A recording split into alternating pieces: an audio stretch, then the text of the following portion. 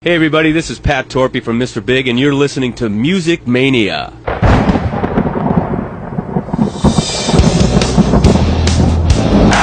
You ready for some screaming heavy metal? We rock! But the evil that men do lives on.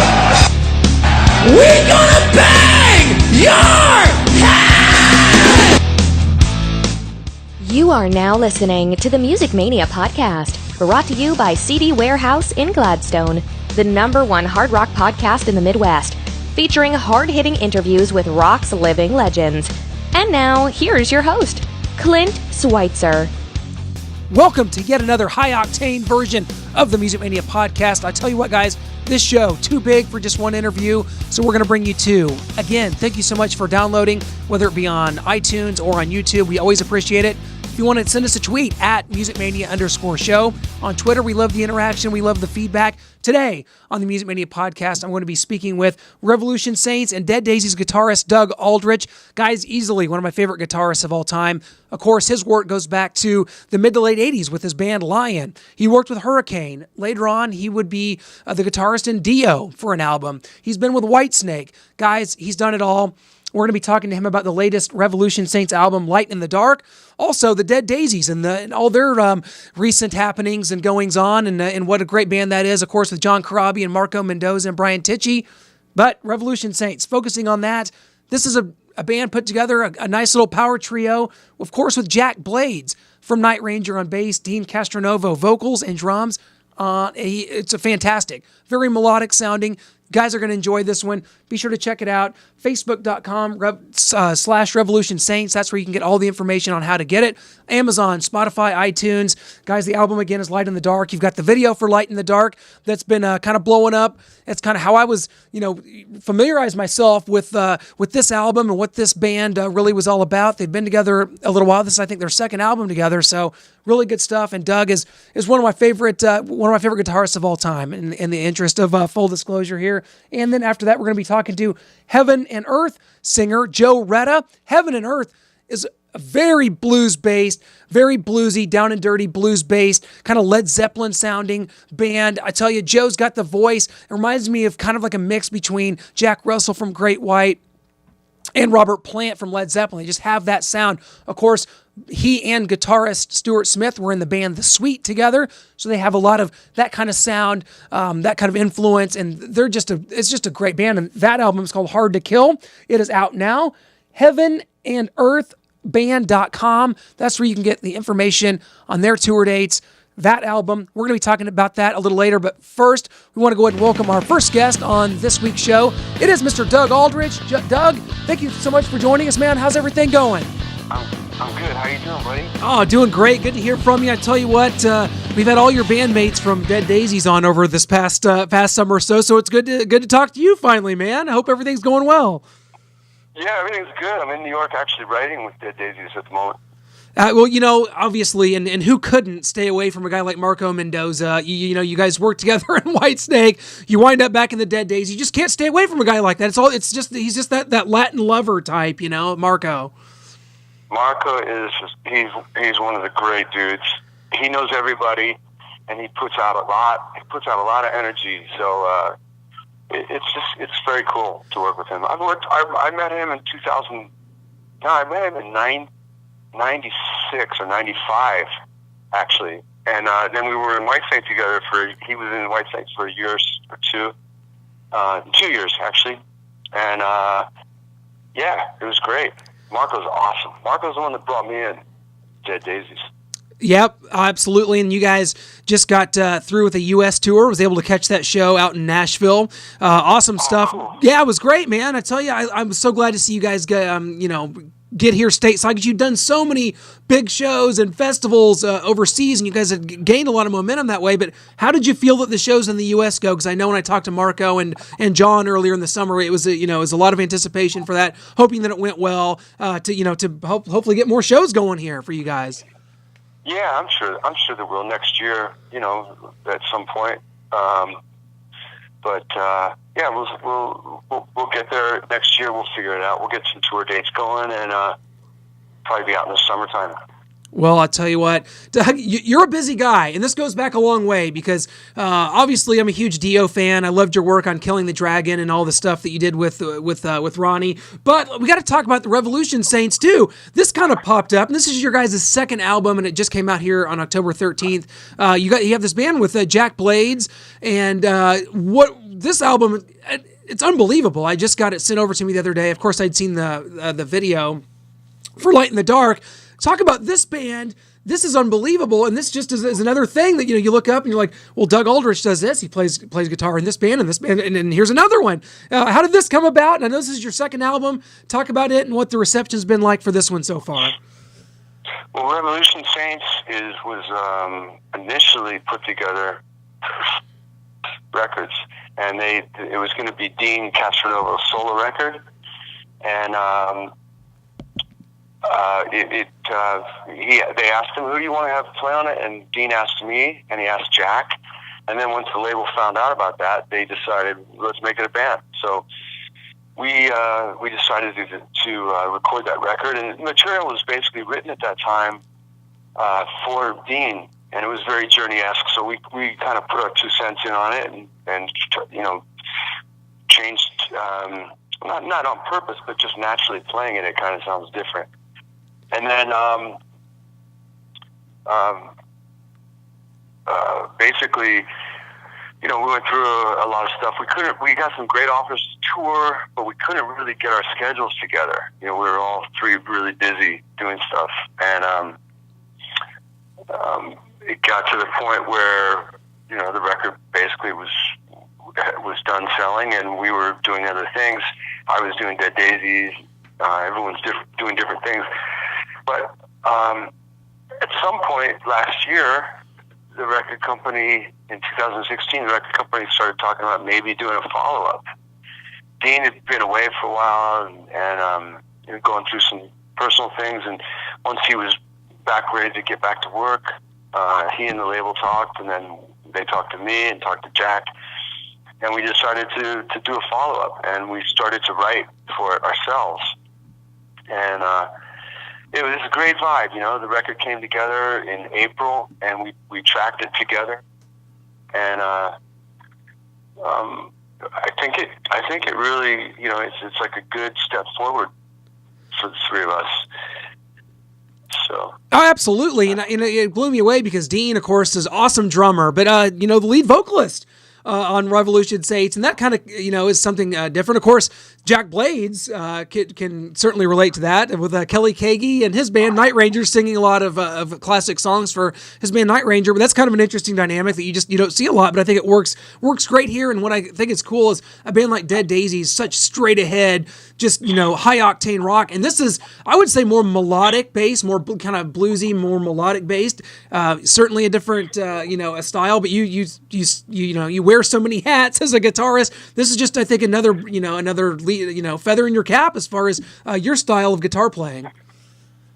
Well, I just, basically, I just do what I do, all the time. It's, if a song is a ballad, I'm going to play like a ballad. If a song is a hardcore rocker, it'll be like that. But Revolution Saints is definitely melodic rock based and blues based in some ways, and that's kind of the blues based part of it is where I started from when I was a kid, and I really like it. And the combination of that with Dean's melodic vocals and Jack's bass sounds pretty cool. So we're really happy with it. It's been doing really well. We got some great reviews, so we're very happy about it and feel very very lucky about it.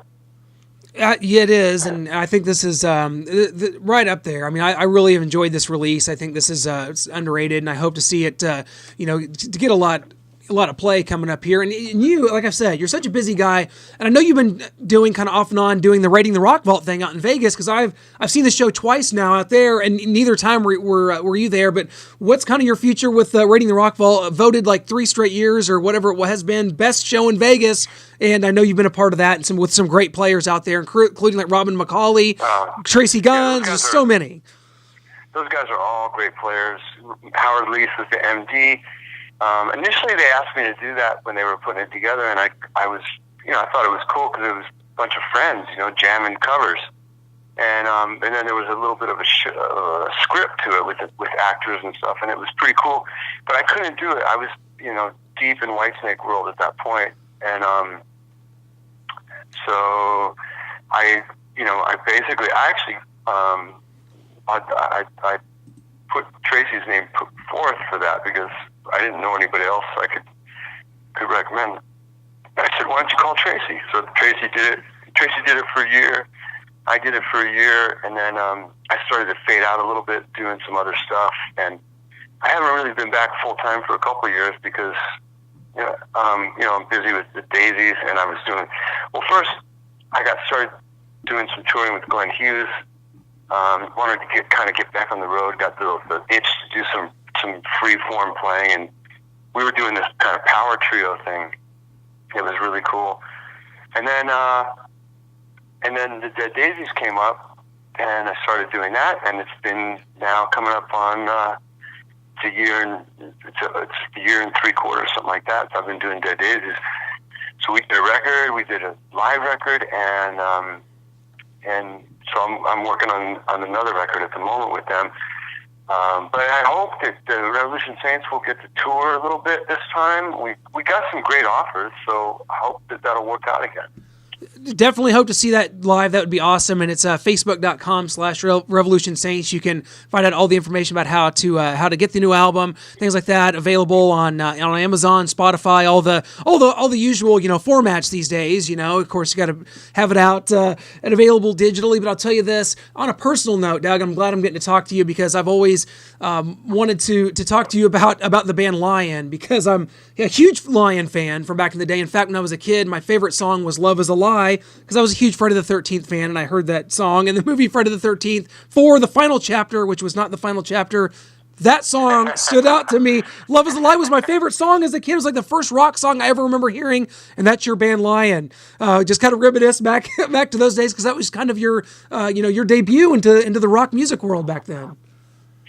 Yeah, Lion was a really good band. We started playing the LA Strip back in the 80s, and we got signed by a label that we thought was going to be able to do good for us, but they weren't really supportive, so the band kind of fell apart in the end. But the band had a great reputation. We had done a video that got a lot of airplay on MTV, and we went to Japan and did a couple tours over there. That was with a different label in Japan, which is interesting that it did really well with a different label. In the U.S., we had a lot of great support, but we just couldn't get tour support to go. We had fan support, but we didn't have enough money to go on tour, and that ultimately broke up the band. Yeah, but it was a great experience, and it's very, we were very influenced by bands like early Whitesnake and stuff like Thin Lizzy and Zeppelin. So we were definitely doing something a little bit different than a lot of the LA bands. We were definitely not the glamish type of band as far as our sound goes, It's always funny because I'm not sure how familiar you are with the film that Love Is a Lie is in. There's a scene where Kristen Glover is dancing to the song, which is like iconic in 80s pop culture. But originally he was supposed to be dancing to AC/DC's Back in Black. They couldn't get the rights to the song. Enter Lion's Love Is a Lie, and you have Kristen Glover doing the worst dance ever to this great song. So that's kind of the history with that, which is awesome. And Lion, of course, launched you. But the truth of it is, as a huge Dio fan, I think you joined Ronnie in 2002. You did Killing the Dragon. You did subsequent tours. Such a huge fan of his. Just kind of talk about working with Ronnie, what it was like working on that Killing the Dragon album, which was known as one of his better albums, of the 2000s and beyond. Just kind of your memories of working with Ronnie. And of course, we all miss him very much. Can't believe it's been over 7 years since he passed. Yeah, it's unbelievable. It's gone so fast. It was awesome. Ronnie actually asked me to join the band in 1990, and I was still hoping that Lion would succeed at that time. So I didn't take the opportunity. But when it came back up about 10 years later, 11 years later, I said to Ronnie, I'm very excited about doing it. And we got in the studio, and and made Killing the Dragon, and I wrote a couple of songs for that record. I came in a little bit late on the songwriting, but I recorded all the record, and then we did a DVD at the end of the year called Evil or Divine. Yep. It's a little bit rare, I think. You don't really see that. I have it. much. Is it really? Because I have it right now, like 10 feet from where we're sitting. I got to get that out. I'm not going to sell it, of course, but. Well, I don't know, and then later, I joined Whitesnake, but I still kind of would sit in with Ronnie periodically on tours. If he, there was a couple of months in 2005 when he asked me to come back and fill in, and I was off from touring with Whitesnake, and so I did it, and we did another DVD called Holy Diver Live, and that was cool. Ronnie was great, man. Ronnie put me out there. Ronnie believed in me and really liked what I did, and he supported me. So if it wasn't for Ronnie, I wouldn't be here talking to you right now. For sure. I mean, you never know what life is going to throw you, but Ronnie put me out there and got my name noticed a lot. Well, you would still be talking to me because as a huge fan of the third Hurricane album, I would have tracked you down somewhere, Doug. So absolutely. Trust me, slave to the thrill. But no, that's awesome. And I've talked to several former members, of band members that have played with Ronnie, and I kind of wanted to get your take because we had an interesting talk with Jeff Pilson recently, from Foreigner and Dawkins, and played with Ronnie, of course. And I asked him about the upcoming hologram thing with Ronnie, and he said that Ronnie would have been all about it. He said Ronnie loved technology. He would have probably really enjoyed something like that. What's your take on this hologram thing with Ronnie? I think it's cool, man. Yeah. I would like to see. I'd like to see it for myself to know. I would like to see it for myself. But yeah, Ronnie was definitely getting into technology a little bit and getting into doing some different stuff with his show. But I think it would be just nice to, his voice was so great and his performance was always so great. And of course, you can watch it on DVD, but it'd be cool. I'd like to see it. I'd like to see that thing. Yeah, definitely. It's crazy because we've talked about so many projects that you've worked on, Doug, and I mean being with Whitesnake, with Dio, with House of Lords, and Bad Moon Rising, all these things you've done. And is there something that stands out to you that you thought was almost a surreal moment? Like, I can't believe I'm doing this. Can't believe I'm playing with Ronnie. Can't believe I'm up here with Whitesnake. Is there a moment that kind of stands out to you, or is it just you're just such a businessman, such a versatile guitarist that you just kind of take it as it comes? I mean, how's it been for you doing that? That's what you do. I mean, by the time I started working with Ronnie, I had put in thousands of hours on the guitar and played a lot of put in my dues on the clubs and just every aspect of trying to be a good musician. So when you put in that time, you get that opportunity, you feel pretty confident. You're not like freaking out going, oh my God, I can't believe this. It's like you kind of are like, okay, good, let's get to work. That's more what you're thinking about. But in hindsight now, I think about it and I'm like, wow, if somebody told me when I was a kid that I'd be working with Ronnie and David and even guys like John Corabi. I mean, I met John Corabi when I was a kid in high school, and I never thought we'd be working together, but here we are. And guys like Jack Blades he's a legend and awesome. And Dean, I mean, when I met Dean, he was super deep in Journey. I was super deep in Whitesnake. I never dreamed that we'd actually do a project together. But we hit it off, and Dean's such a great, talented person. He's just he's got a lot of energy and puts his heart into everything he does, and he definitely did on the Revolution Saints record. So I definitely recommend people to go check it out. Well, Absolutely. Facebook.com/Revolution Saints. You can get all the information on that. And it is an awesome, just melodic sounding hard rock album. Something I think that is just, we've been needing here in the last few years. I just, as far as new things coming out, there's just not a lot that moves the needle, but Dead Daisies, Revolution Saints have definitely done that for me. So that's a testament to you and your work, of course. And Doug, everything you've done, we appreciate it. We, of course, also go to Dead Daisies. Thanks. Of course, man. Thank you, man. Thank you, bro. Oh, it's just you're just one of my favorite guitarists of all time. Just extremely versatile. Everything you've done, just A+ for me. But the deaddaisies.com can get all the information on that. What can we expect from the Daisies going forward? I mean, you just had this album, Make Some Noise. The live album I'm actually holding in my hand, Live and Louder, was awesome, and it had that DVD with all the making of and all the shit backstage and all that. How cool was that? And what's next for the Daisies? Very cool. Thank you, brother. I really appreciate it, Clint. You bet, man. I'll tell you, we will catch up soon, somewhere out there in the stratosphere in one of your projects for sure. Thanks so much for joining us, and we'll catch up soon, my man. All right. Thanks, Clint. I really appreciate your support, and thanks to all your listeners and fans and readers and all that stuff. We really appreciate what you do, man. All right, man. You bet. It's been an honor. Thanks a lot. Huge thanks to Doug Aldrich. It's a true pleasure to talk to him, one of my favorite guitarists of all time, talking about his work in Dead Daisies, a band I love, and Revolution Saints, the new album. Of course, it is Light in the Dark. Great stuff from them. We want to urge everyone to go check this stuff out, support these bands. This is as good. This is just unbelievably high-octane, melodic, hard rock.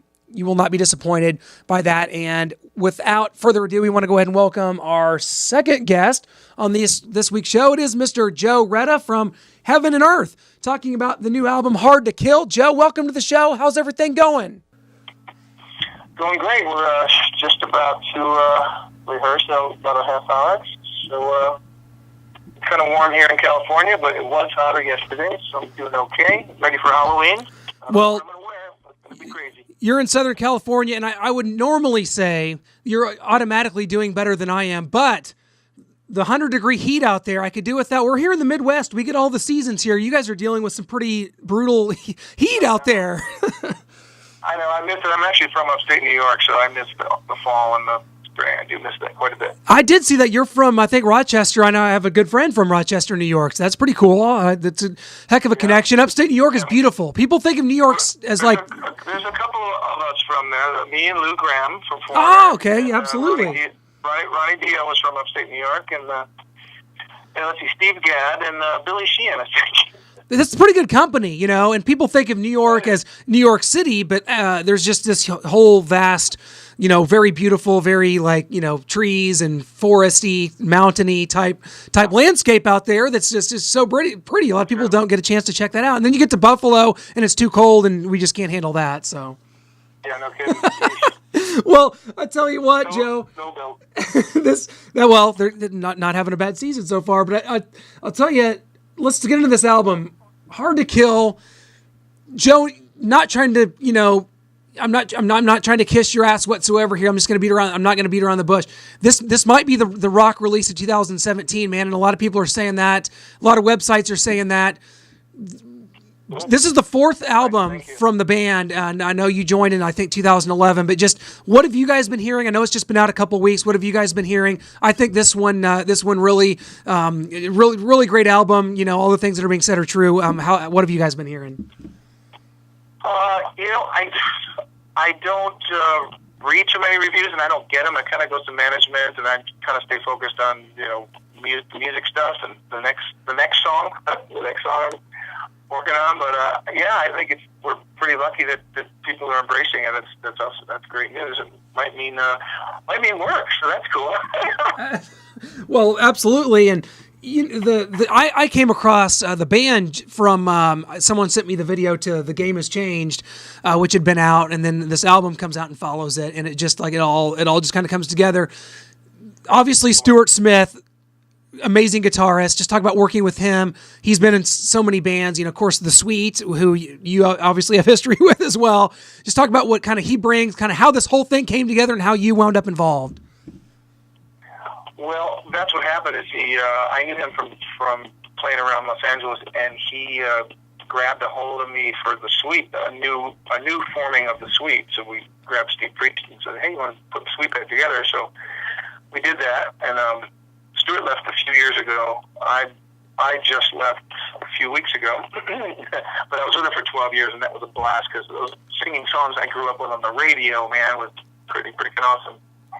And the shows were great, 20,000, 30,000 people sometimes, singing songs that I grew up on the radio. Like I said, it was pretty awesome, man. Well, it is, and just talk about kind of the process of making this album and Hard to Kill. Of course, it is available. Well, yeah, Stuart and I usually wrote all these songs, and the thing with Big, it was a little more cohesive with band members, a little more rehearsal. But eventually they would go to me with arrangement and lyric, because once I start writing, things get changed around. But this record was a lot more just Stuart would write a riff and give it to me, and then I would see where that would go, change wise to the chorus, the bridge, etc. We just go back and forth, and I wrote a lot of these songs with kind of hopefully with movie potential. Like The Baddest Man and Anthem, that big sports anthem, I kind of wrote from scratch. I just sang that chant into my phone. So I was focused on, getting the songs out there, trying to finish a song that had mass appeal, or that had an identity, you could put a face to it. You know what I mean? So it was fun, and Stuart and I worked together really, really well. You got to have somebody that listens to your ideas. And if someone says, "Yeah, that's terrible," you gotta go, "Okay, then try another one." You can't have an ego when you're creating, because it can create problems. But this an easy process for me, and I'm still writing. I got like 50 new song ideas. I'm ready to do another one.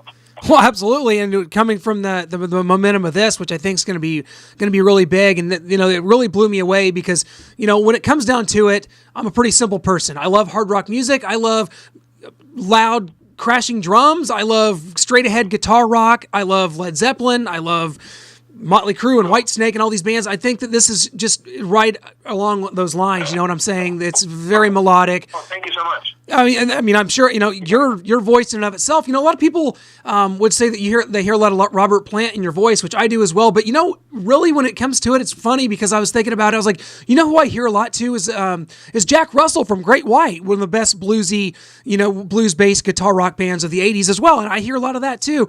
I mean, is this a conscious thing? I mean, obviously, a guy like Stuart Smith been around forever. Bands like The Sweet, all the way back to the 70s.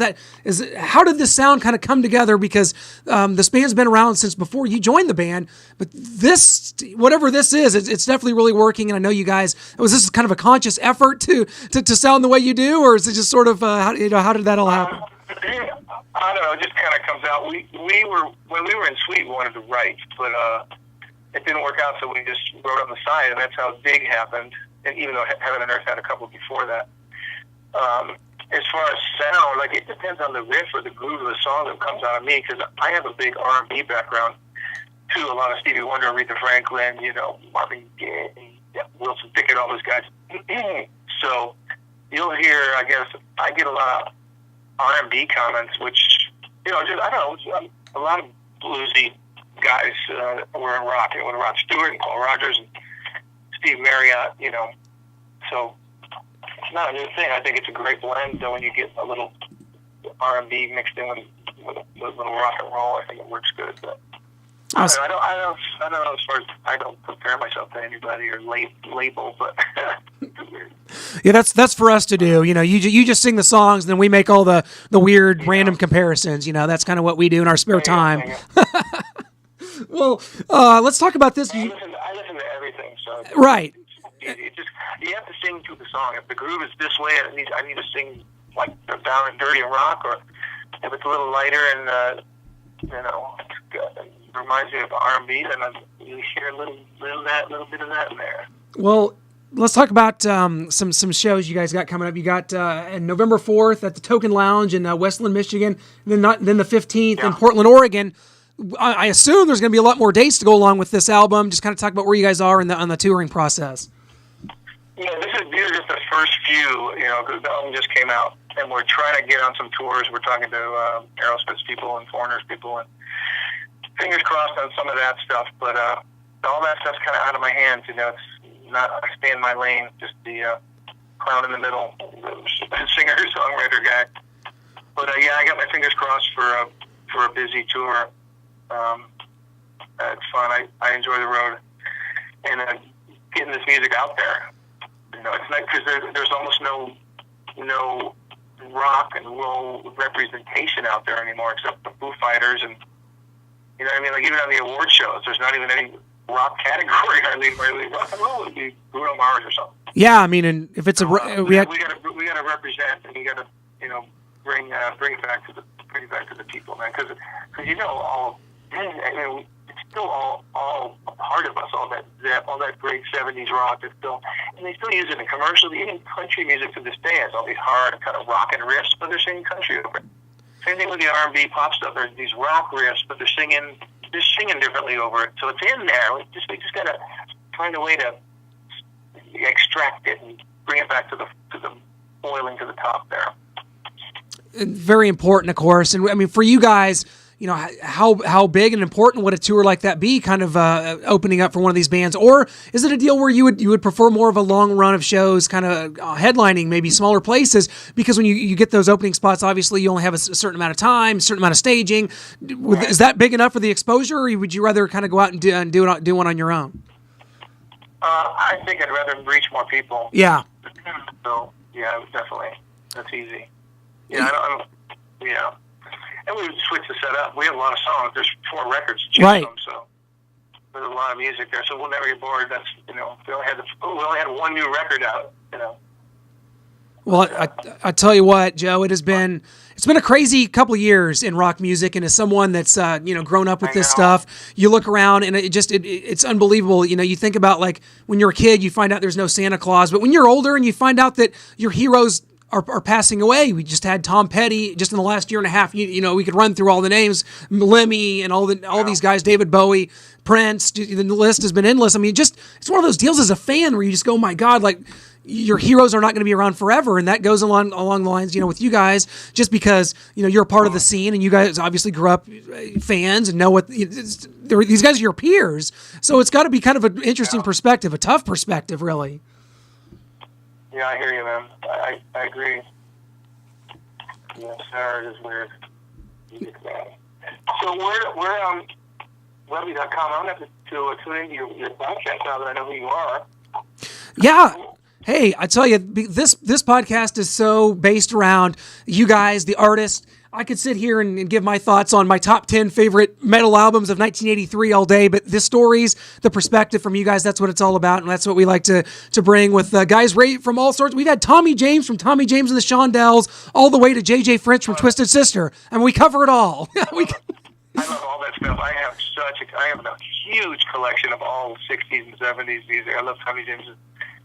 Yep. Isn't that stuff unbelievable? Another thing, I also sing with Dio Disciples, and it's kind of cool because we do a lot of benefits. And Eddie Trunk, who also has a pretty good show that people all listen to, that listen to rock and heavier stuff. And it's pretty cool that he's still keeping this alive too.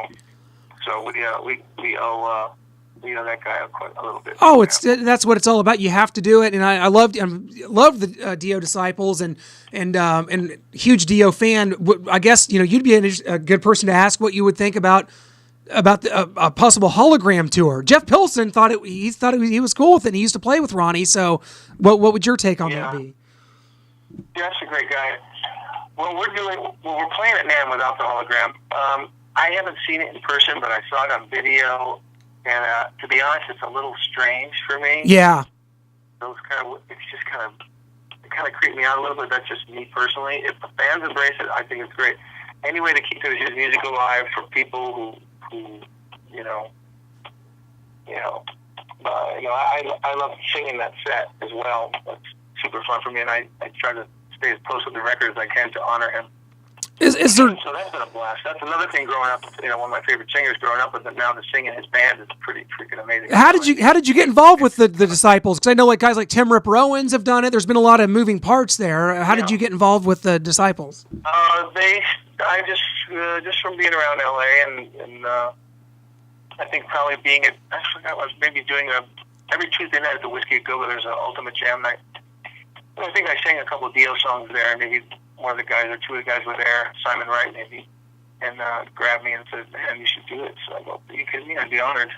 So, and I remember I also performed for Ronnie at his record release party in a little Dio tribute. Just we put together just for his record release. So that was a trip. I got to sing Ronnie for Ronnie. Yeah. No pressure there or anything. So I look across the room and he's pointing at me. I'm like, oh shoot. Because I made fun of him at the end of one of the songs, at Rainbow in the Dark. I go, you're rainbow. I go, the light, the dark, the sky, the sun. all his words that he uses.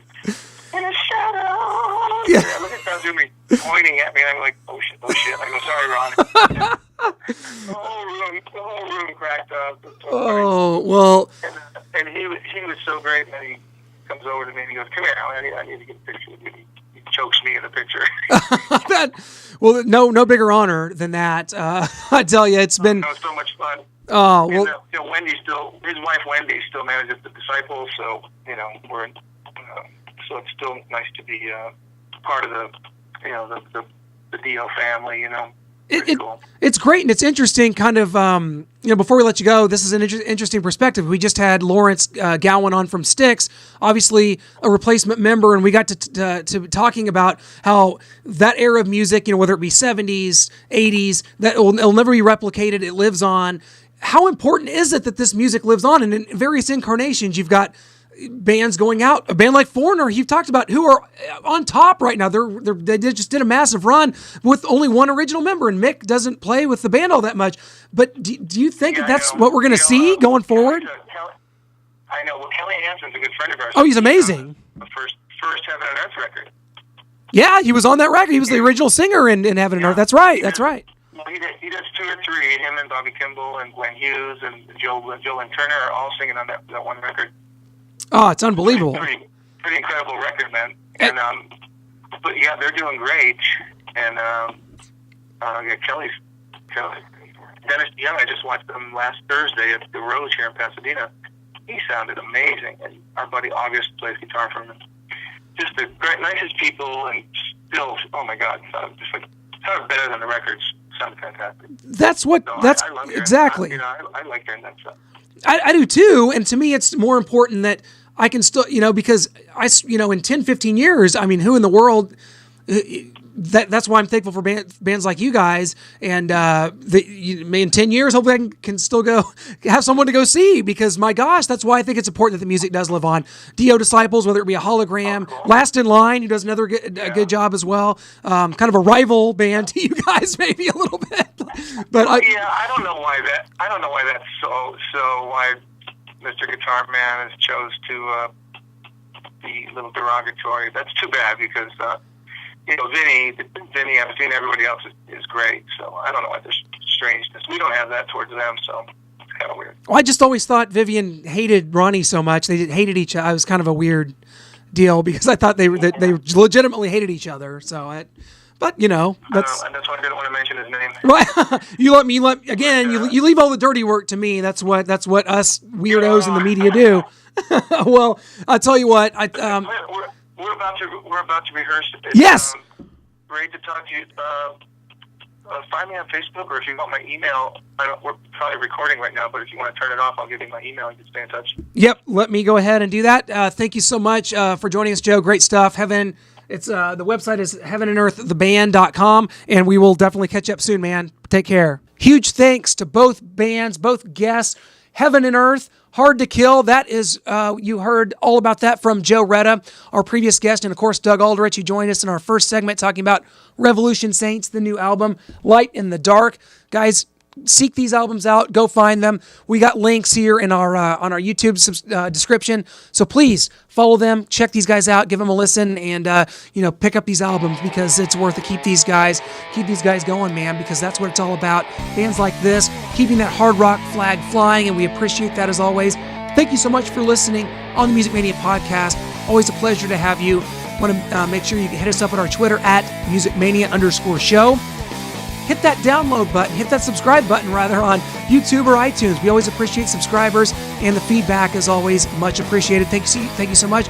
We have many big guests coming up here as we head into the winter months, where concert season, touring season kind of dwindles down a little bit, but we keep the action coming here on the Music Mania podcast. Thank you so much for listening, as always.